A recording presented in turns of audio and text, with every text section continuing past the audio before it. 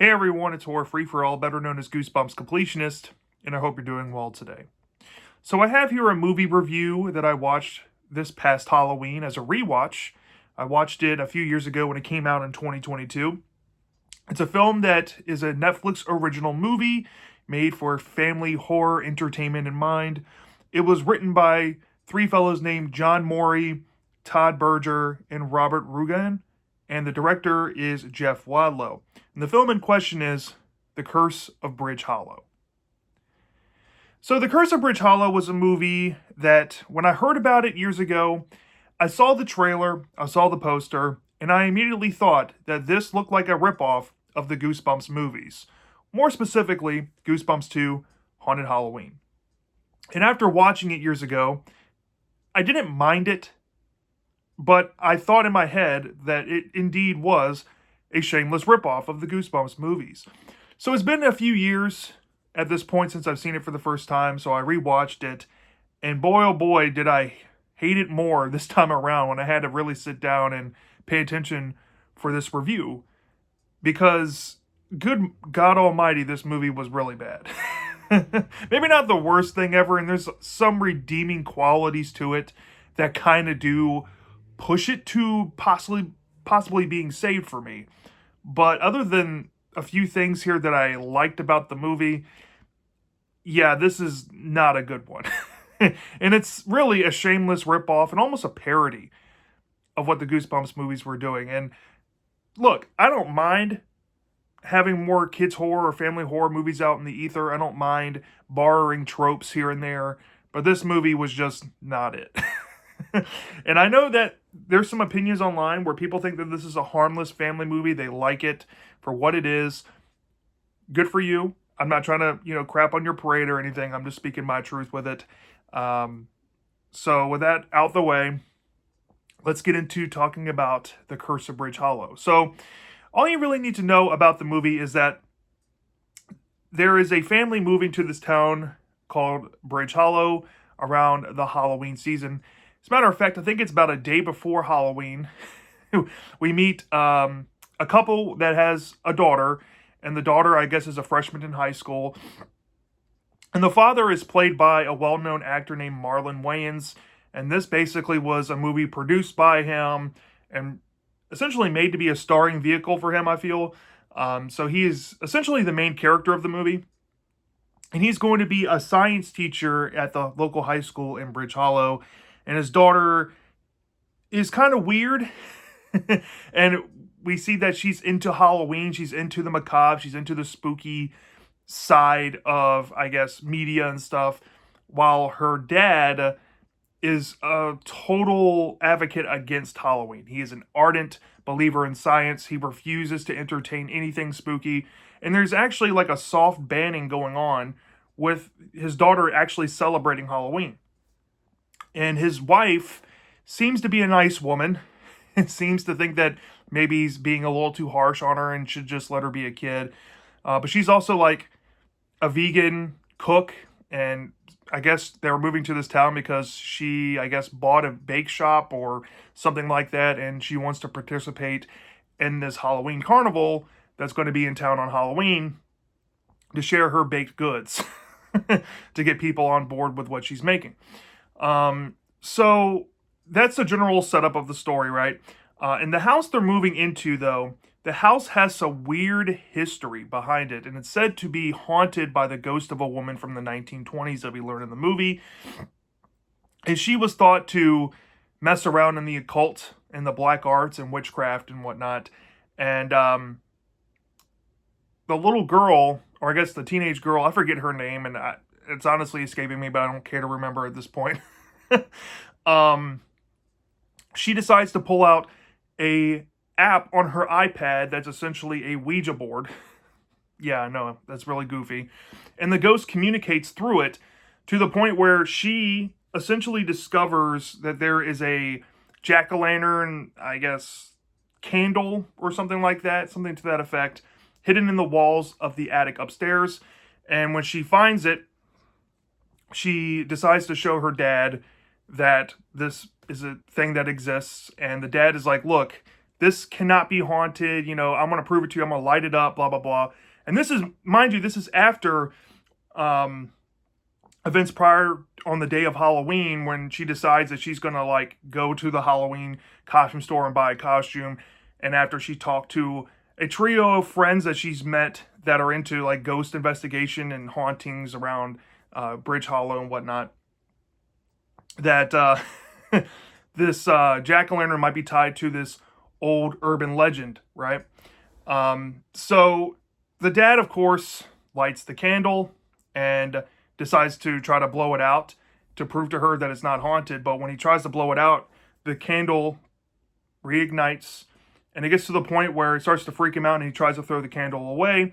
But we see that this flame inside the candle transplants itself into a bat decoration that they threw away in the trash once the dad caught the daughter trying to decorate for Halloween. And then from there, kind of like a virus, as the bat leaves the house, let's just say the entity or whatever lives inside of this candle starts moving around to animatronics, decorations, you name it, haunted house attractions all across Bridge Hollow.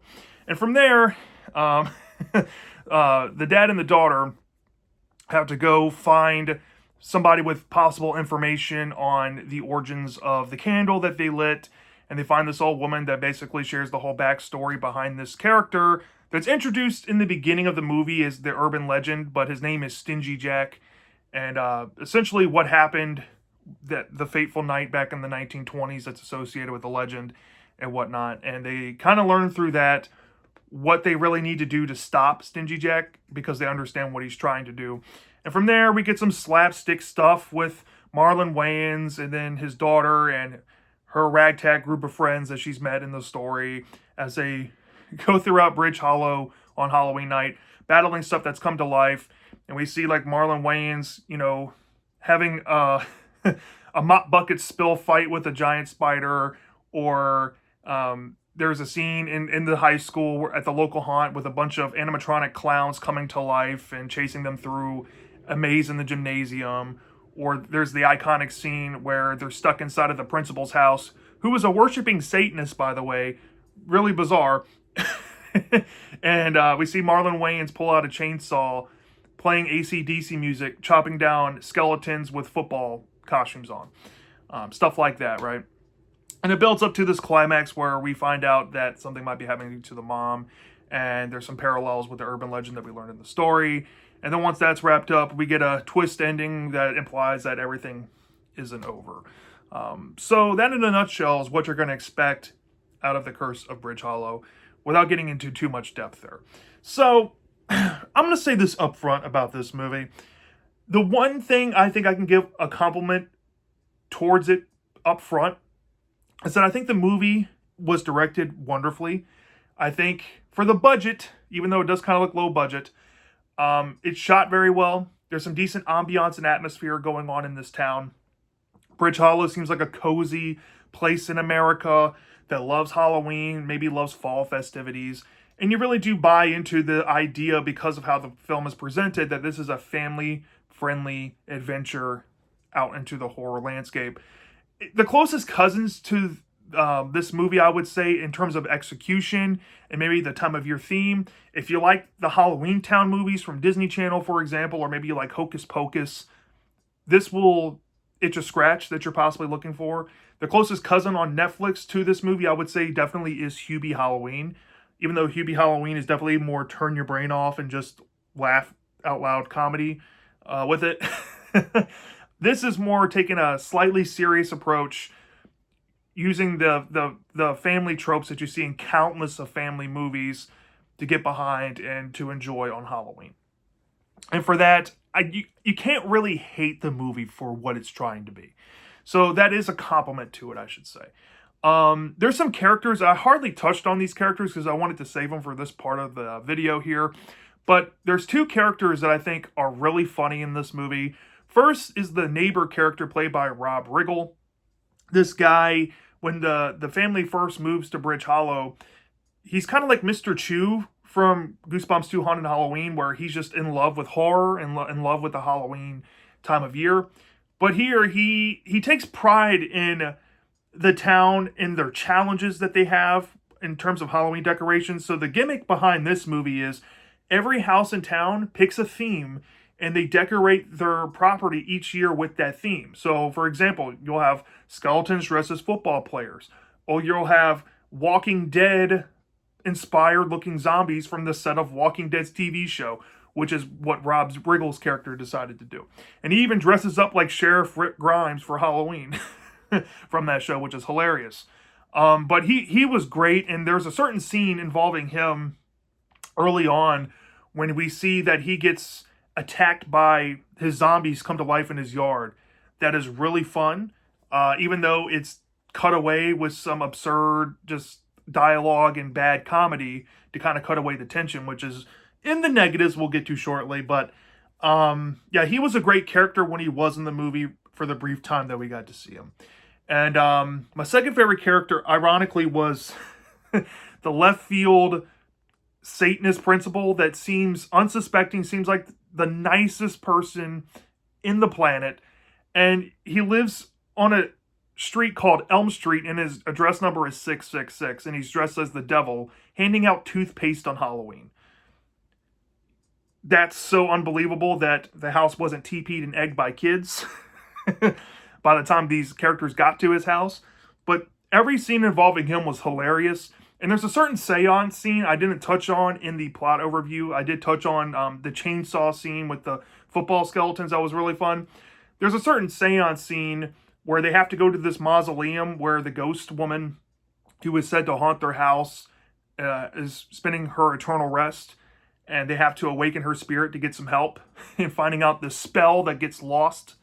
I didn't touch on that in the plot overview because if I go into any depth about that, I will clearly spoil the angle of the ending. So, because it's that cut and dry with it. But yeah, there's a scene about that, and that was really well done. And probably Marlon Wayans' best comedy in the movie comes from the seance scene and the chainsaw scene. But one last positive, I guess, for characters in this movie goes to the father character played by Marlon Wayans. He has a clear arc, even though it's kind of cliche and corny, about a parent who is against a holiday and wants to be Ebenezer Scrooge, and then you have to go through this whole ordeal, this whole journey with him for him to finally realize that, hey, the supernatural does happen. Not everything is scientifically explainable. And maybe if you just believe in these things, it can get you out of harm's way. And as corny as cliche as that sounds, that literally is what happens in the story. So, but nevertheless, that is an arc. That is something to chew on, I guess. So for that, I give a thumbs up, I guess, of approval there. So yeah, other than that, all the other characters, I mean, we have the gorgeous Kelly Rowland playing the wife in this movie, and she's a smoke show and like almost everything she's ever been in. Even though we hardly get to see her, she's a treat to see.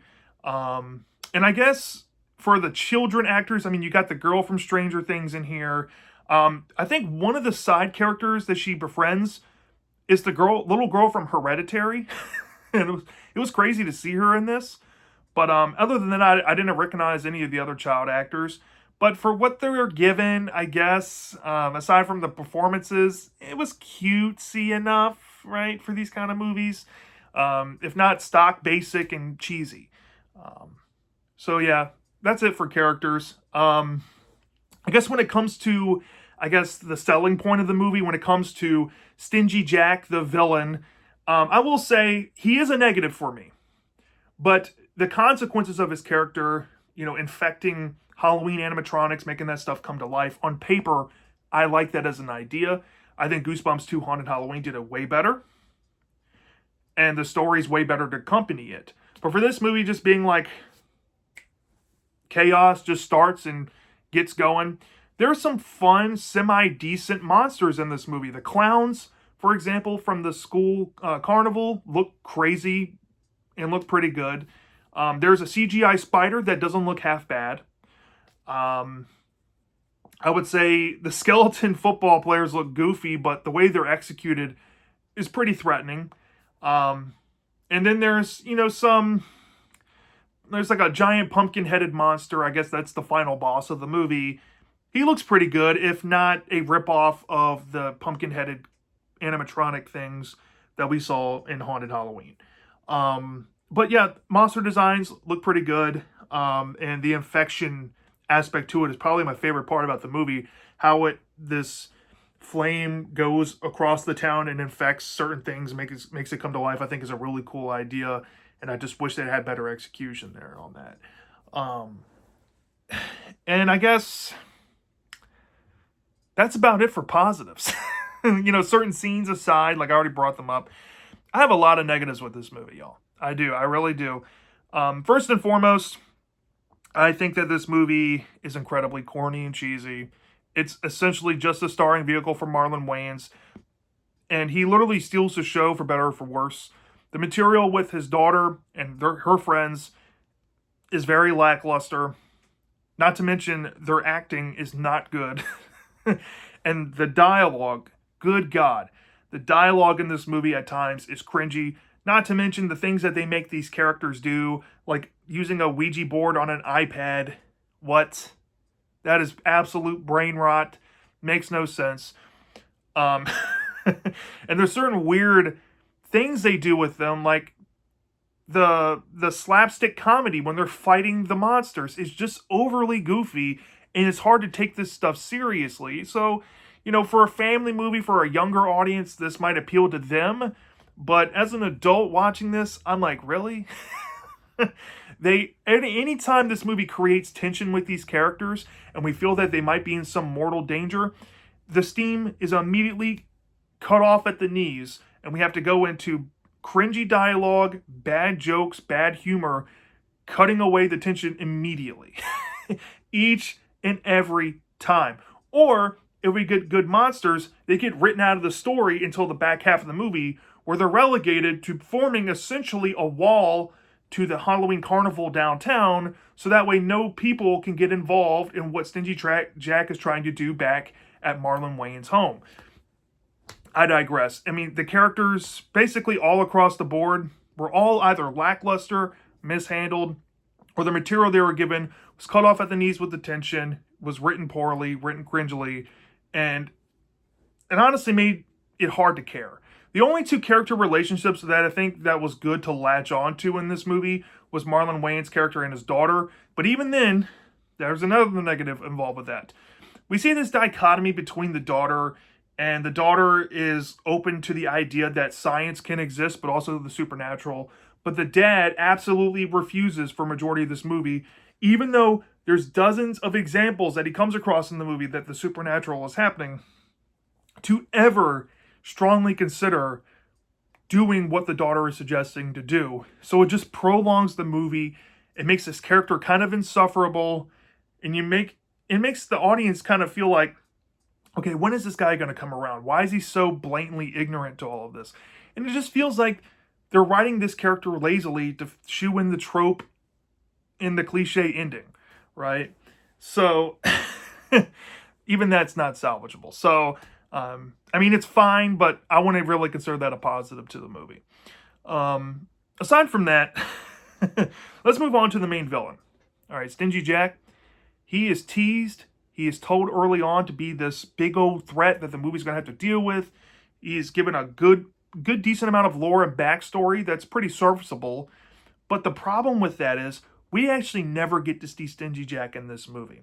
The final boss, I guess, is supposed to be him possessing the pumpkin, pulling up whatever he's supposed to be pulling up, and doing what he's trying to do at the home, right?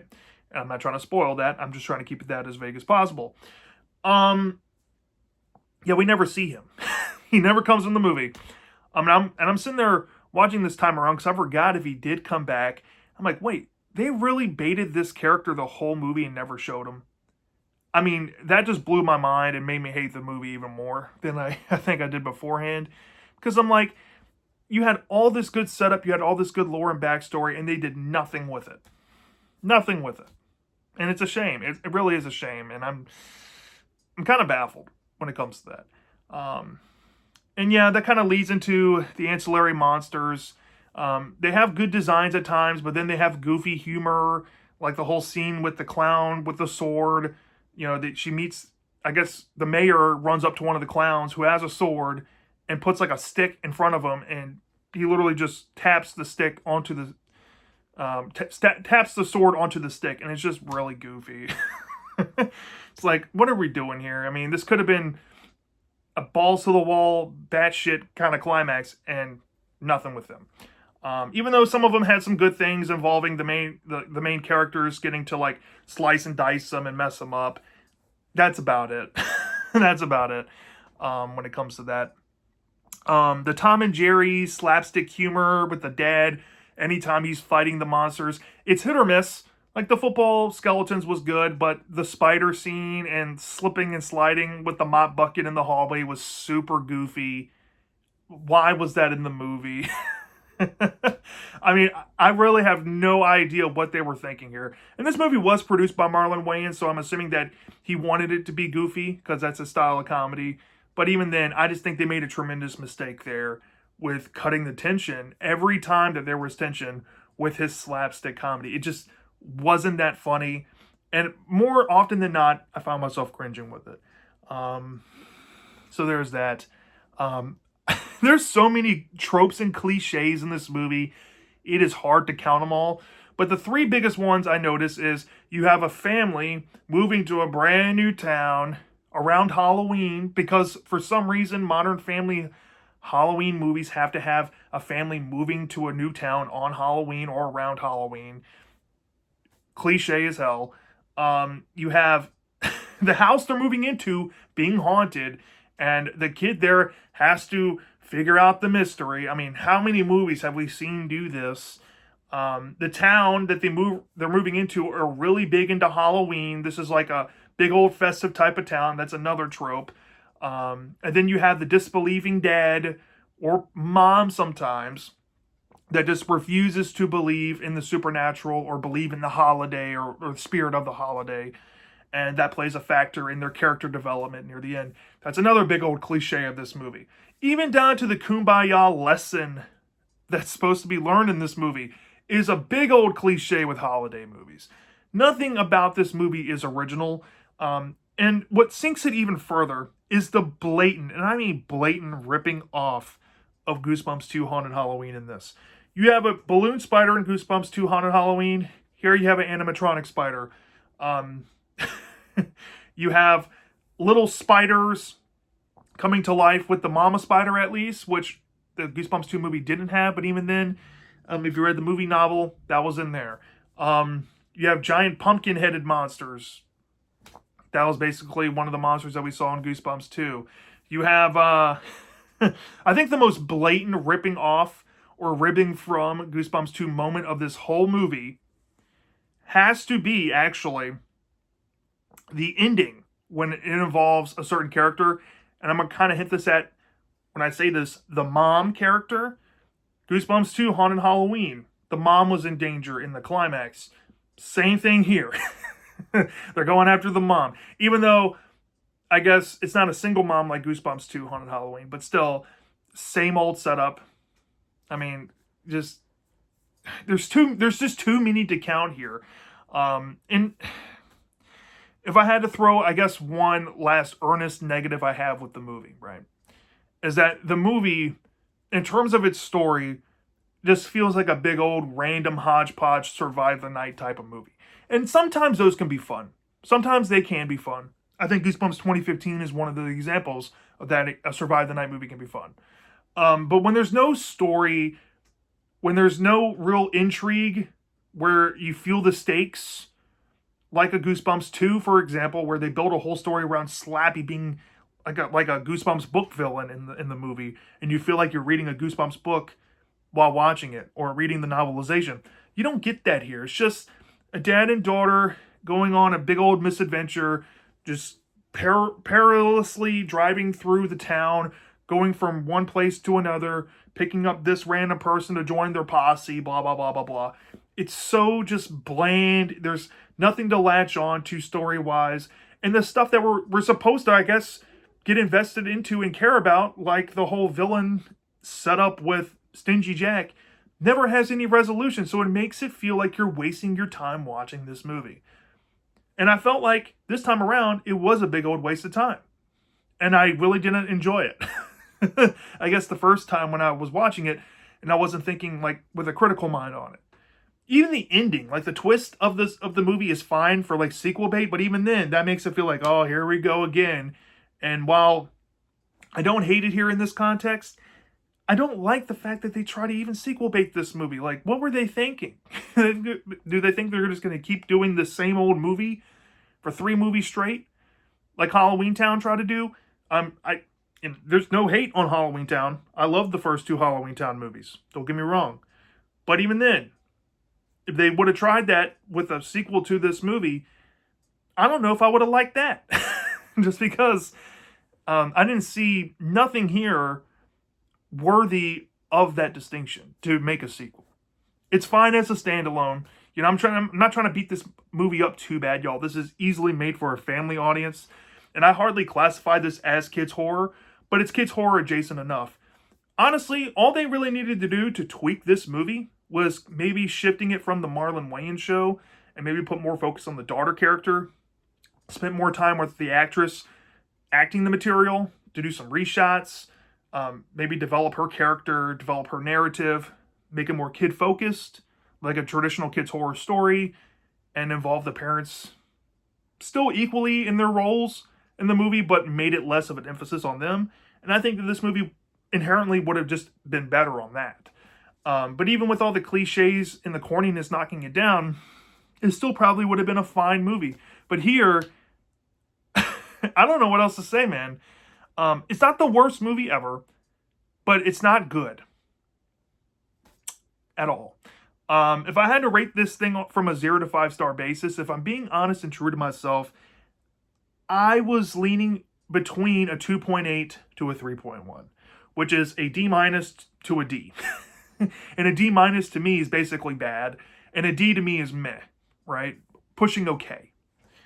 But where I settled with this time around, just given all the problems and just the fact that it just hits lower because it wastes your time to that degree, I just feel like it's a bad movie. But I'm gonna be nice to it, and I'm gonna give it on the higher end of bad, which is a 2.9 out of 5 stars.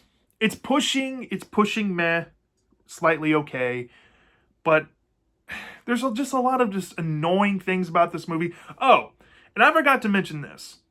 If you've seen Ultimate Goosebumps and you know the bat sound effect that you see, I think in my Best Friends Invisibles episode or the Ultimate Goosebumps theme intro, that same bat sound effect is used over and over and over again for a little toy bat that's come to life.